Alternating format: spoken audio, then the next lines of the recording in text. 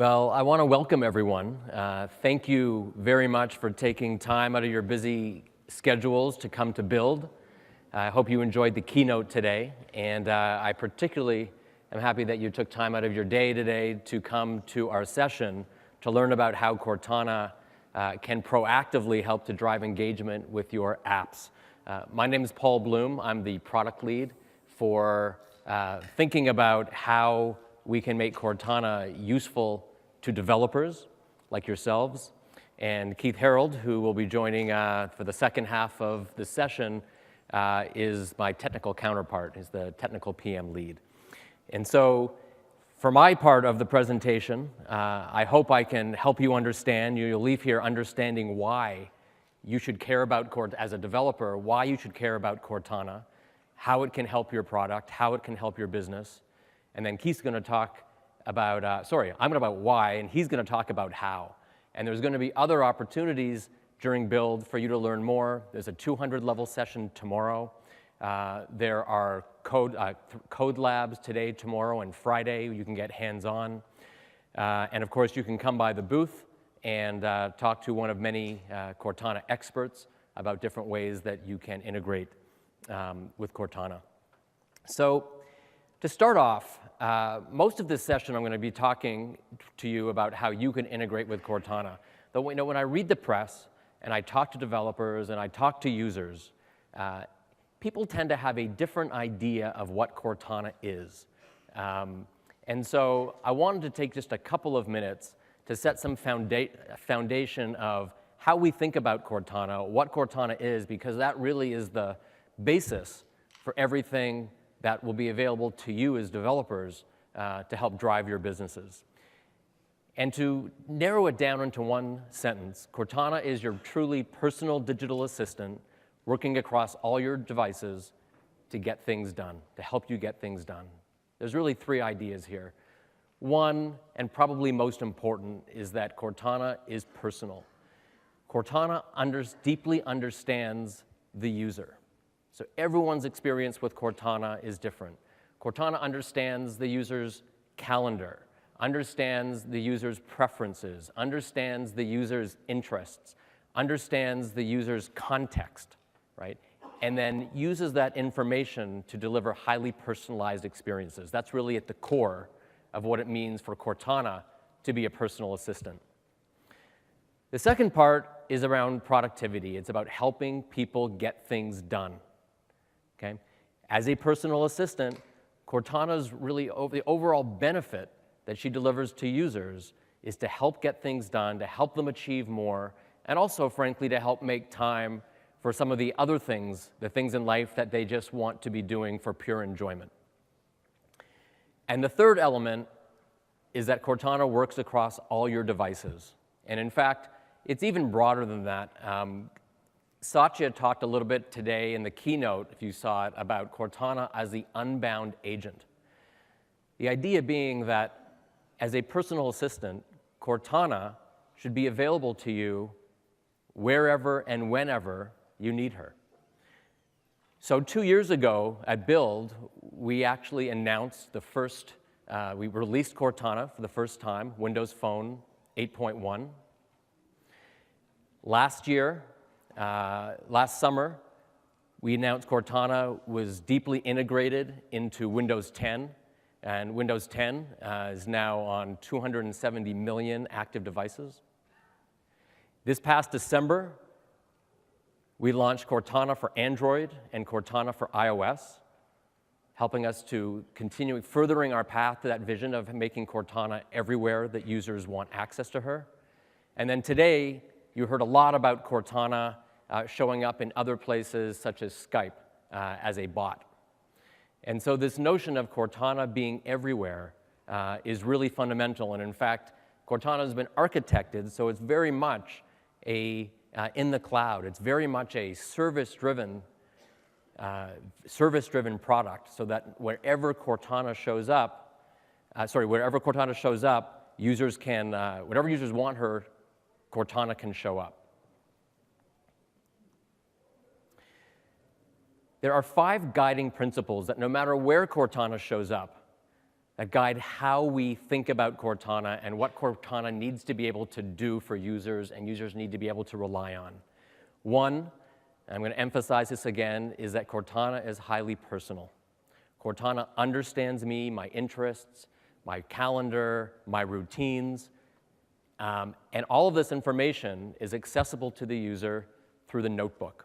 And the notebook is where they can add new interests and new information that they want Cortana to know about, and they can also tell Cortana the things that they don't want Cortana to know.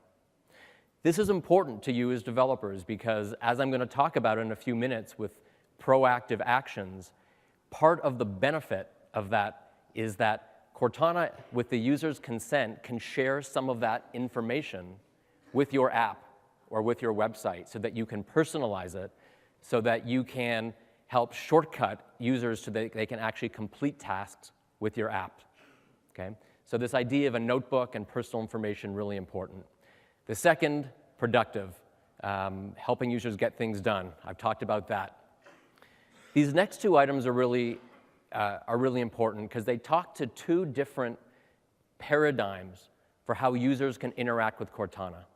One is this idea of natural interaction, that users can interact the way they normally do, use natural language, whether voice or text, touch, in the future, other ways of interacting to interact with their personal assistant.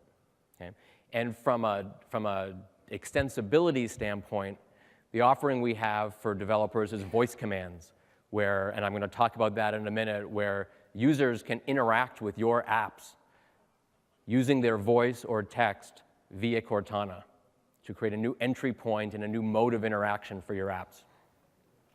The second paradigm is proactive. If you think about personal assistants, a good personal assistant will do what I ask them to do. I want to order lunch. I ask my personal assistant to order lunch. It gets done. That's good. A great personal assistant is one step ahead. A great personal assistant takes the initiative, anticipates what I might need, suggests what I could do, and ultimately even does it for me and does it on my behalf.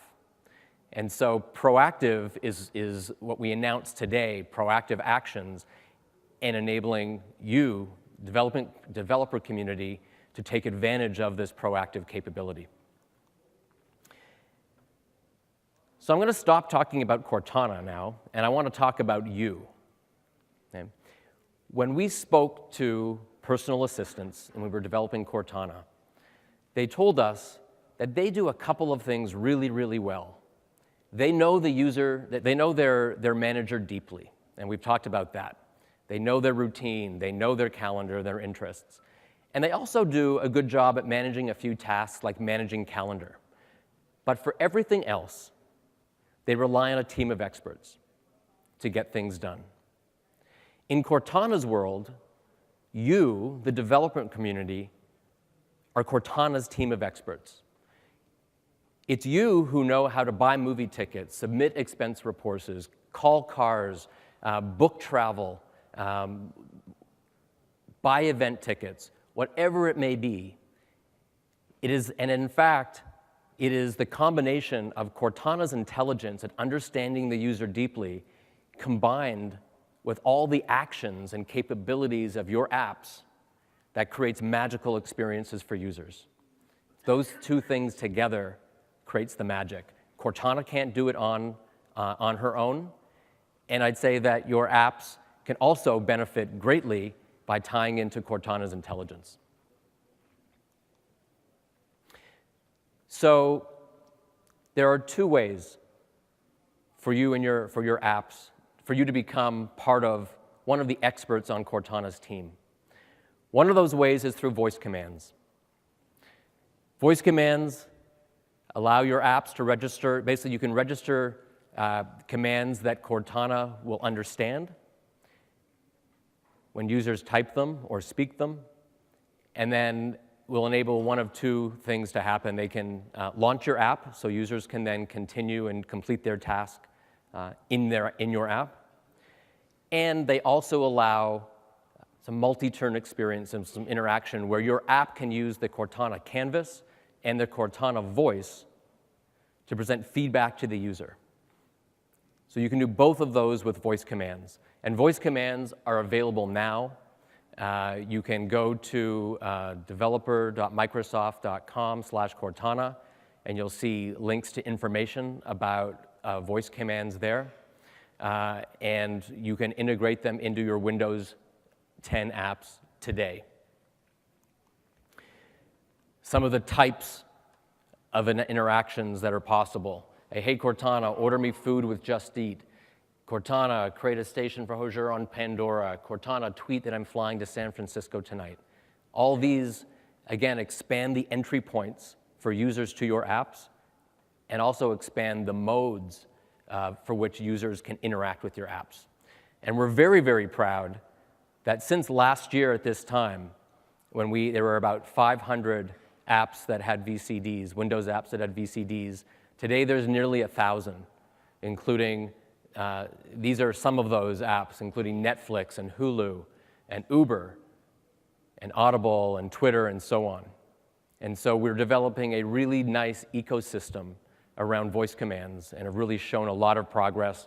And I hope that you will all join this group and do the same. In fact, there's a new collection on the store at the store around Cortana-enabled apps. So the second paradigm, voice commands are about the user initiating conversation, initiating interaction with Cortana. The second paradigm I talked about is when a personal assistant initiates with the user. And that's what proactive actions are about.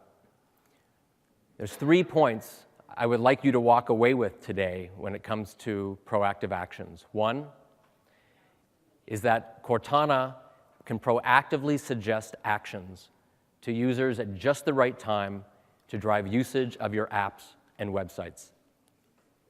Okay? And I'm going to show you a couple of examples of that. Number 2 is that it's really easy to register actions with Cortana. We intentionally designed this so that you could leverage as much of the work as possible that you've put into developing your apps and websites, so that you don't have to write a whole bunch of new code. In fact, if you have a deep link-enabled app today, you don't need to write any new code.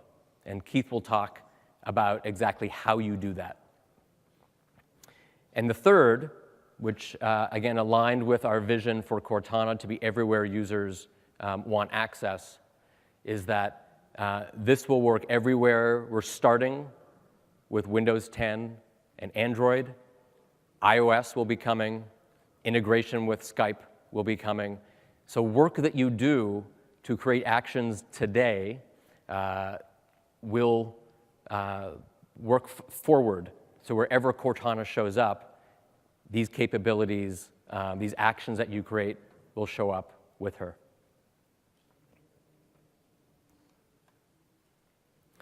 I want to go into each of these points in a little more detail.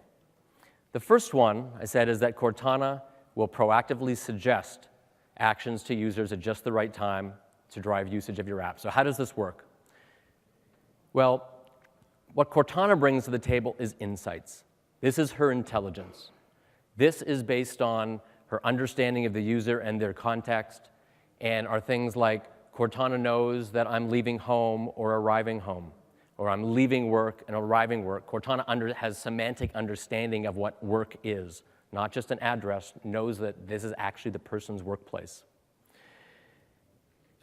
Other types are, some are calendar-based, some are location-based.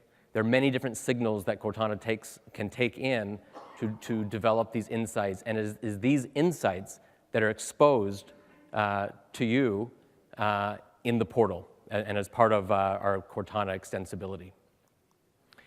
What you bring to the party are actions, all the things that you can do. And these can be anything. As long as your app can do it, you can register it with Cortana. And again, it's the magic of bringing together your actions with Cortana's insights that creates magical experiences for users. And then together, Cortana and you, the team of experts, help users get things done with as little effort as possible. And there's actually 3 ways this can happen. The first is by Cortana deep linking into your app and passing contextual information with that deep link so that the user can, using your UX, can complete the action that they wanted to take. And that will be the most common use case initially. The next step, the next 2 steps actually, are where the user is able to delegate tasks to Cortana to actually work with your app, even in the background, to complete tasks. And we've been working with a company called Glimpse. I see them right here in the front, and they were mentioned in the keynote today, where a scenario that actually I do in real life, where there's a difference in my life between when I say and tell my family I'm going to leave work and when I actually leave work. And there can actually be a big difference between when I say I'm going to leave and when I do leave. So when I leave work, every day I send my family a glimpse so they can see that I'm actually leaving and they can see when I'm going to arrive home.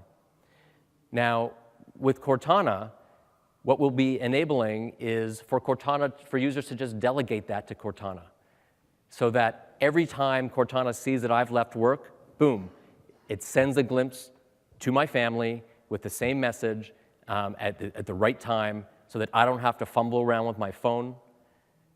And from an app developer standpoint, I've really automated the usage of your app. Now, this won't work for every situation. People may not want Cortana automatically spending money or automatically buying refrigerators and things like that. But there are definitely scenarios like sharing my location where that can be a very useful capability. So we often get asked, so what are these insights and what are the actions? And so I put up a list. These are examples of the kinds of insights that we are working on to expose to developers. And they're basically, they're a combination of signals. Some rely on calendar, on location. But there are things like, as I mentioned before, arriving home and leaving home, conflicts, times in my day where I'm kind of getting into trouble, like I got a meeting over lunch and I'm not sure if I'm going to be able to eat. And as Keith and others can attest, when I haven't eaten, I get kind of cranky. And so, it'd be really nice if my personal assistant could help me make sure I get some food. With travel, Cortana can know when the flight has landed, can know when I have an upcoming flight. And we'll be adding to these. These are all, for the most of these are based in the service. So we'll keep adding to these more and more and more of these insights that you can then take advantage of with your actions. Now, on the action side, the answer of like what actions are there is really whatever action you bring to the table. I'm going to show you in a second how in action I can do even things like feeding my dog. I think Cortana probably is the only personal assistant out there right now that can feed your dog for you. And so it shows the scope of the actions you can bring. We have identified a set of actions that we believe to be very high frequency, and that there will be many providers who can fulfill that action. Things like ordering food, sending messages, buying movie tickets, making restaurant reservations, and so on. For those, we've created a set of actions, what we call predefined actions, where Microsoft has defined the action schema. And we've also created natural language models so that users can invoke these actions using their voice or by typing. So as a developer, if you are able to fulfill one of these actions, you can basically just plug in. And when that action is surfaced to the user, you can be shown as one of the options to actually execute that action. So I want to show you an example of how this can work in practice. And let me see if I can switch to the right.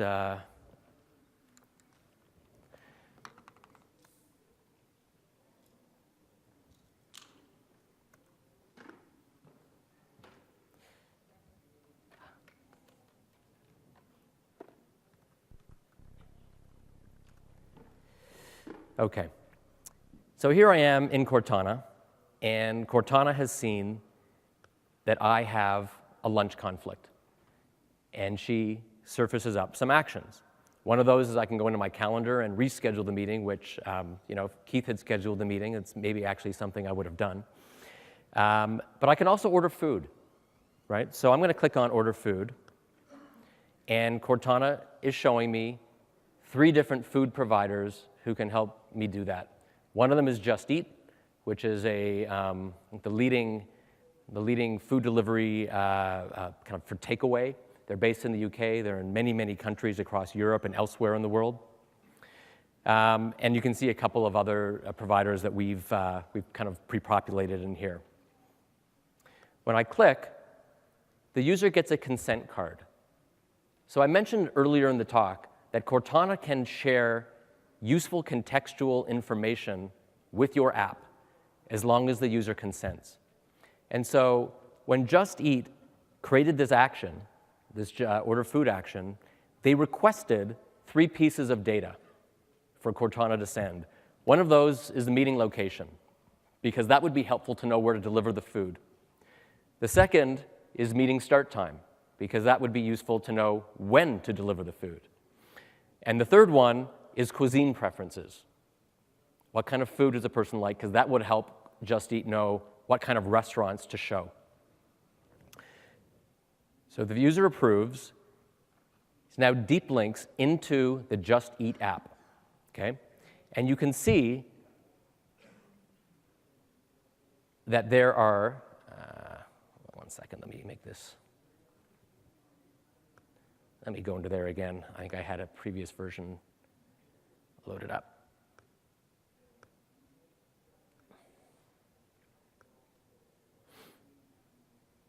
There we go. So it's a little bit covered up here, but you can see that the Just Eat now has pre-populated the location of where the food should be delivered. What's behind here actually is the time, 12 noon, when the food should be delivered. And you can see that the restaurants that are suggested are sushi, because Cortana shared that based with the user's consent, that the user likes sushi. And so what this has done is it's taken a bunch of steps out of the process, so a higher likelihood of that transaction being completed, and it's also created a more personalized experience, right? And so what's happened here is Cortana proactively suggested the action of ordering food at just the right time. Just Eat was served up as a provider, and then Cortana shared some contextual information with the user's consent to Just Eat, and the user completes the transaction.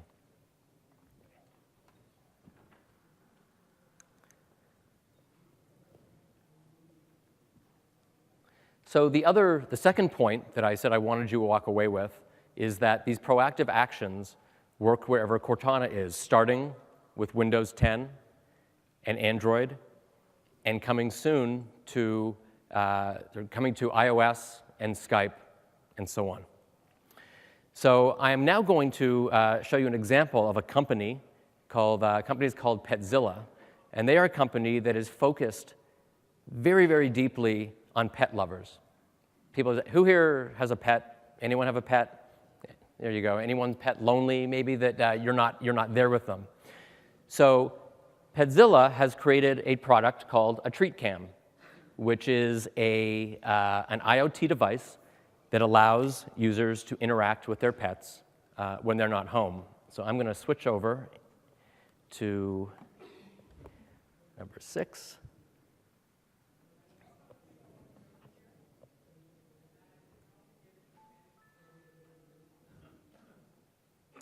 And this should come up.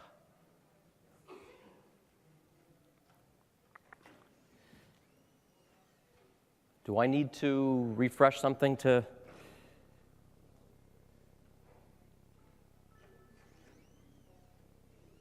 Yeah, so this is not coming up, but what I'm going to, of course you can't see this, but what it's showing is that Cortana sees that I have an unusually late meeting, okay? And offers up some actions that I can do, including the ability for me to treat my pet, okay? So I'm going to click on this, And if all goes well, we had some Wi-Fi issues before. The Petsy app is going to load. Hopefully we'll see a red light go on here.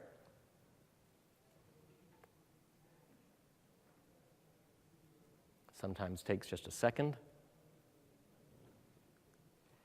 Let me try that again.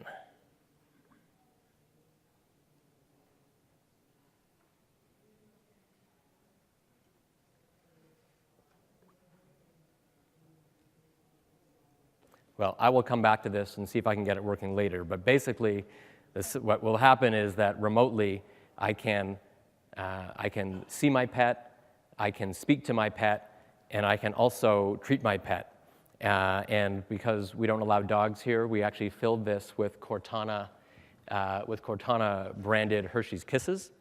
And so we do have this set up at our booth. And so if you want to see it in action and you want to potentially get yourself ready for a little chocolate treat, please come by the booth and you can experience. Can we get that?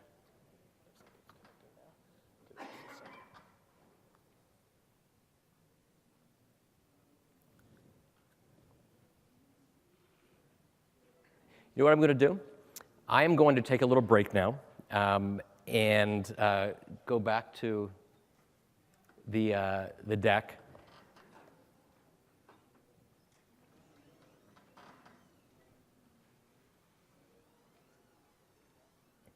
Because the last point that I said that I wanted to share, I wanted you to walk away with, is that it's really, really easy to register proactive actions with Cortana.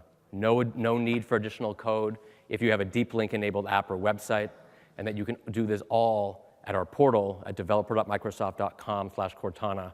And to talk through more details of how you do this, I am going to hand things off to Keith, and he will tell you what you need to know to make this happen. No, that's okay. We'll just send him to the booth. Am I hot? Don't answer that. All right, let's see here. As Paul said, my name's Keith Harold. I'm the technical PM who's driving the Cortana Proactive Actions effort. The way to think about Paul and I, he says he's the product manager, I'm the technical PM lead, but really all of the power and expressiveness and interesting things that Paul just showed you, those came from Paul. All of the constraints and limitations come from me. Okay?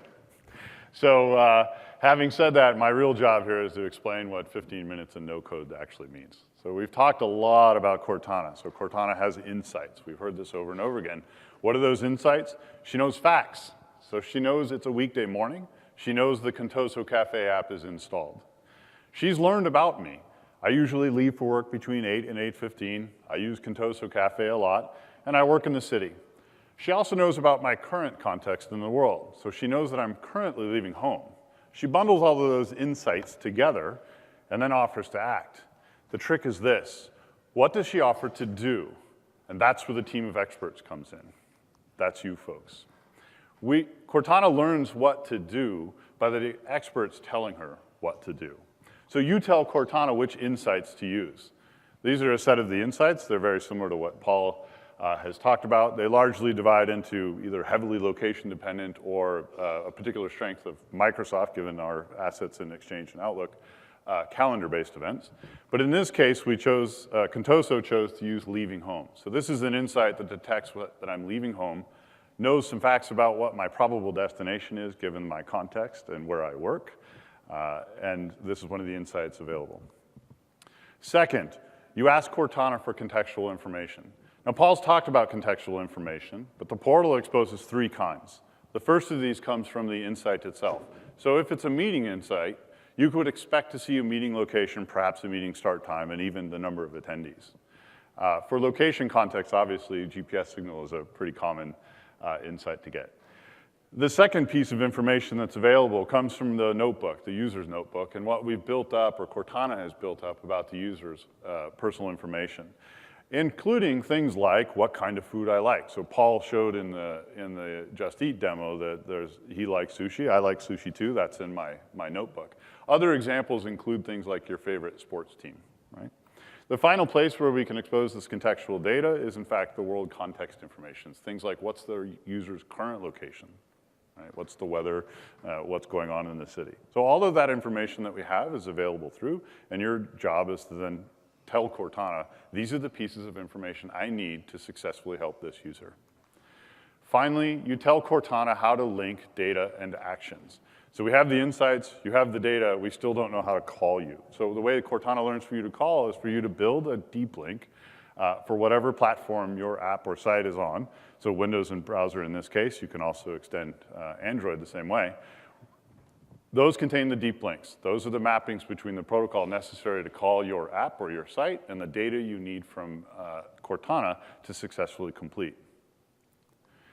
That's your 15 minutes. That's the no code. Right? That then leads to an experience where Cortana takes over, and it's now her job to make sure that the user sees your action at the right time with the right data so that the user can satisfy whatever their need is. So in the morning, although this rolls up, in the morning what I see is that as I'm leaving home, Cortana notices I'm leaving home, and she offers to do some stuff for me. Send an ETA, maybe start playing a podcast on the car radio. But in this case, Paul gets angry if he doesn't have food. Keith gets extraordinarily angry if he doesn't have his morning coffee. So I'm going to click on order coffee because that's what I care about the most.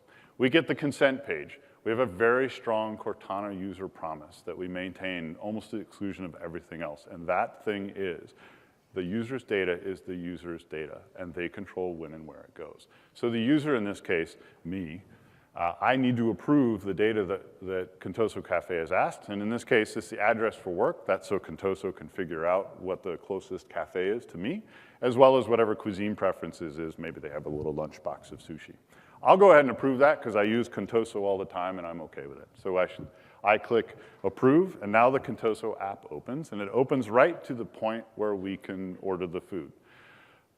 We talk about a team of experts, we talk about insights, and we talk about user data. And I think this is the part where I really want to make one point very, very clear. Our secret sauce with Cortana is having the insights and having the user data. Your secret sauce is being the expert. So our job is to combine those things to drive users into your app. And that's what we're really trying to do. Give Cortana the ability to help the user get to your app or service. All that's great. It sounds awesome. 15 minutes, no code. It's true. I just showed you with screenshots. If you want to see it live, come to the booth, please. It does assume a few things, and one of those is that your app is already deep link capable. So if the app is deep link capable, you can just enter the protocol in and hit save, and Cortana will manage the rest.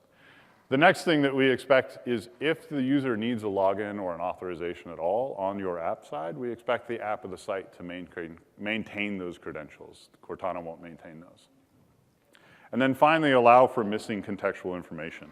How do you think about this? The data that you request in the portal, regard as optional. I'm going to talk in just a second about why. And the reason is that often the contextual information is missing. There are several very legitimate and important reasons for this. The first of these, remember, privacy. The user may decide to not consent to share the information. That's okay because we can still call the deep link. Cortana will execute the deep link, but it'll be a deep link that presumably leads to the top of the application. So you still get some power out of the insight, but if the user doesn't consent, the remainder of the data, we would expect the app or the site to be able to recover.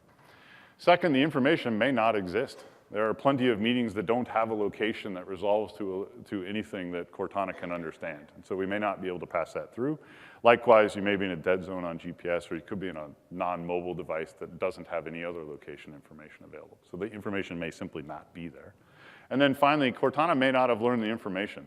So this is particularly for new users, this can happen where we just haven't, they haven't been with Cortana long enough for her to build up enough insight and learn enough about that user such that we could even surface that information, and it can take some time. And the alternative is a very similar case. The users may not have told Cortana particular items yet. So I don't know, Cortana doesn't know your sports team, your favorite sports team, until she's seen you. You've either told her through queries or explicitly, or she's discovered it through your usage patterns. So those are the cases where the information may be missing. But in a beautiful world, all of that data is there. Now, There are some implications for app design in this 15 minutes no code story. I just want to talk through those. How many people actually already have deep link apps enabled? Okay, so a fair number, but not everybody. So for those of you that have already dealt with deep links, you already understand this part. If you have all of the data, you can shortcut right to the end and get the user on their way. Most of the workflows that we've seen start with a start state. There's a specific point that all the users enter. They each go through the same series of steps, and then they end. So our start state is location, and then we end on buy, right? The contextual information that Cortana can proffer is the ability to jump past all of that and directly to the buy place, because all of the necessary data has been provided through Cortana. So that's a magic, that's the golden path. And that's really the story we'd like to be able to tell users so that they can really take advantage of the personal data assistant who knows about you, the expert, and is able to get their task done. What do you do when the information is missing? This is not uncommon, although we usually have most of the information necessary to complete. In this case, Cortana doesn't know the location and she doesn't know the order type for whatever reason. But she does know that the user likes Italian food. So you have two choices here. The simplest case that doesn't require any new code is go ahead and start them at the beginning of your application and drop the rest of the data. Okay? That seems a little weird, but the power of Cortana, remember, it's not just the data, it's also when to offer it. And it's perfectly okay to at least have Cortana offer the action at the right moment, even if she isn't able to hand the data through that complete. She can still hand you off to the team of experts to get the job done. So this is good, it's still a no-code solution. If I was going to do one thing to crack the app or crack the website, to write some actual code, the one thing I would do then is to adjust for the information being missing. And the adjustment the simplest and cheapest adjustment typically is to just maintain a little bit of memory between the steps. It's not necessary to change the UX flow or significantly alter how your state diagram works, right?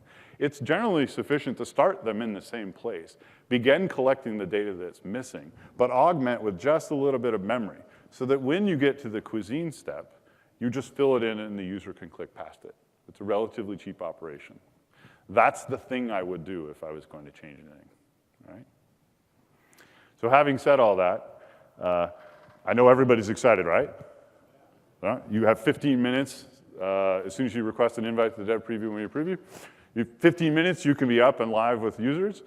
What are we actually asking you to do for Cortana extensibility? Paul talked about voice commands. I see the dev manager for voice commands is in the audience, Rob Chambers. Please go build voice commands. One of the powers of Cortana has been repeatedly through feedback and through press and everything you see it build, people like to talk to Cortana. The way that you enable your users to talk to Cortana and your apps is through VCDs. So please go build a voice command for your Universal Windows app. All right? The second thing, which Paul and I have been focused on mostly for this presentation, is to start looking at proactive actions. We're actually announcing this program under a developer preview status, and the idea is to request an invite to the program. We'll evaluate all of the invites, compare that against sort of the portfolio of actions that Cortana has, and how much capacity the engineering team has for lots of contact, and then begin slowly scaling up the number of folks that are in the developer preview. So even if you didn't get an invite on the first day, we're going to continuously invite as capacity includes. Why would you do that? Besides all of the power and the magic that Paul was talking about and all of the constraints and limitations that I got to explain, you get early access to the platform and any new features. So as we add insights or we add predefined actions or more parameterization, you'll be the first folks in the preview program to be able to take advantage of that. The second is some more direct interaction with the development team. So the engineering team, including myself and Paul and a handful of the developers, will be far more available to work through problems as we scale up the rest of the system.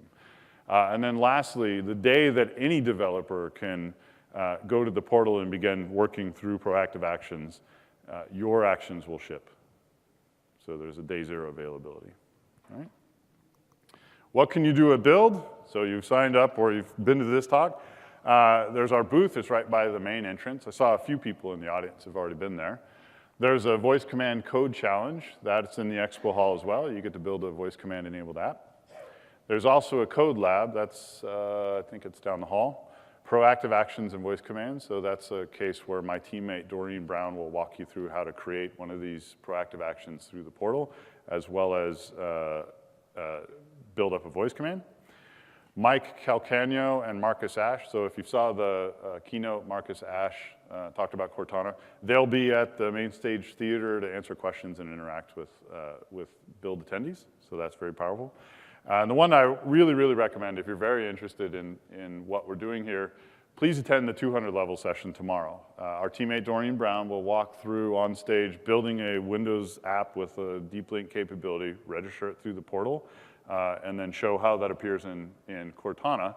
And on top of that, she'll demo another one of our partners named Peel and some Internet of Things solutions. If you're online, the developer portal, again, to request an invite, developer.microsoft.com/Cortana.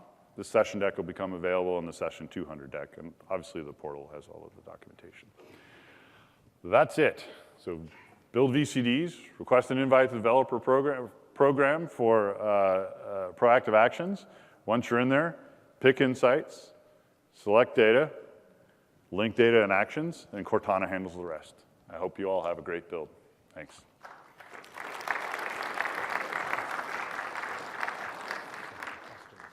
Oh, are there questions? I can't see anything, so if there are questions, someone's going to have to. Is there a microphone? Is it enabled? Or? Yeah? Okay. Sorry.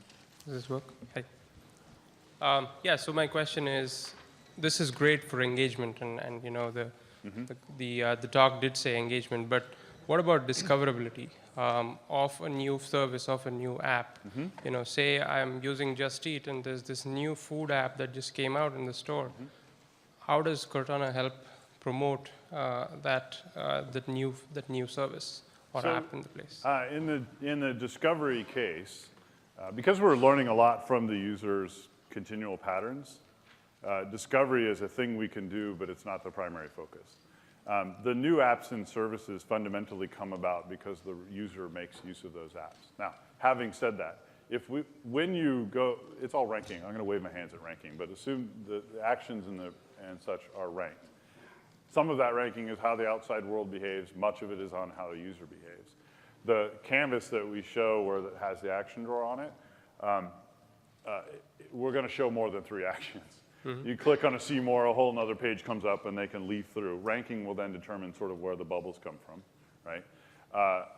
VCDs are a great way to do discovery as well. So if you can get users to the point of being able to talk to the app, it sticks quite a bit better. But fundamentally, it will come from the strength of the solution in the marketplace that really determines where it shows up in the canvas. But when the inside fires, the actions are shown. It's a question of where the user sits in that. Okay, thank you. Hi there. Over here. I should say we do link to the store if the app's not installed, so it's not. Yeah, sorry. There's a whole. Sorry. Is there like another? Yeah, wow. There's a whole. Crowd Yeah, there. sorry. Yeah. So this is obviously going to be a preview, and it's an online portal. And one of the things that our company do is write enterprise Windows apps. How will this work for those? Because obviously this is a public, well, would it be built into the enterprise app store? Or because obviously with the VCDs, is what we currently do now, that's built into the application, whereas these actions will not be. I think the short answer looks like the following. If your application is sort of a line of business application, if it has an outside access capability, then this works fine. Okay. Enterprise is a big part of the Cortana story, and there are a lot of people working on bringing that up appropriately. But the way to look at it is if it can be hit from the outside. This is part of the reason we ask the apps to maintain their credentials and the authorization, because that's the best place for, say, an enterprise to plug in right now. Okay. Yep. Right now, you've got it triggered by calendar events and location. Are we going to see other triggers added? Can that be expanded by us, or do you need to do that? Okay. I'll answer those in the order you asked. Let's see. Is it going to go back? Okay. The first, will we add more insights? Yes, absolutely. Much of Cortana's promise and goal and a lot of the engineering focus is on getting a deep understanding of the user and their world. That means we'll begin to learn and build up those insights. So we will absolutely add insights. I'm looking for Paul's slide. Some of the insights that are in there are things like new in town. It's location-based, but it's much more based on the fact that we know you're not in that town normally. And so we can, oh, there we go. Can I suggest a few? You can, although probably the best place to do it is at the booth. The second question you asked was, can our team of experts insert insights? That's a roadmap feature currently, right? Okay. We decided explicitly to focus on the ability and the information that Cortana already has, expose that as hooks, and then get lots of actions and lots of exposure to users for those apps and sites, right? And then roll in some of the more sophisticated AI required to build an insight or a trigger. So it's a roadmap feature. Having to do with calendars, what I'd like to see is like things that aren't actually added to your calendar. Like I want to back up my system at like 2 in the morning. And when that action happens, other than going through the scheduler to schedule an event, something like that, like to be able to get an insight for that kind of a trigger. Maybe receiving an email from a certain person or with an attached file, things like that. Yep. And those are, let's see, we're not announcing those today. They're definitely things that teams have been talking about, particularly because we understand so much about both the OS, right, when you want to back up, as well as your work calendar and what's going on. Well, in Beyond my that, case, we're trying to... in my case, it's not actually triggering like a drive backup. It's like I want to take these files and send it to somebody at this time, every night or once a week or something like that. Okay, I hear the feedback. We can, like I said, there are a lot of insights that can be done, and part of the developer preview program, frankly, is to gather the list of insights from the team of experts and figure out how to enable those. So I appreciate the feedback. So this isn't available right now, or it is? It's not available in the preview program, that specific scenario right now. Well, I mean the insights that you talked about today. Can we develop it and release it next week, or is this just in preview? This is the developer preview. The expected timing is concurrent with the Windows 10 anniversary release to ship the actual actions. We're looking at how to push the insight triggers and the action links into audiences like the Windows Insider program so that we get some staging for both teams. Thank you very much. Thanks for the time.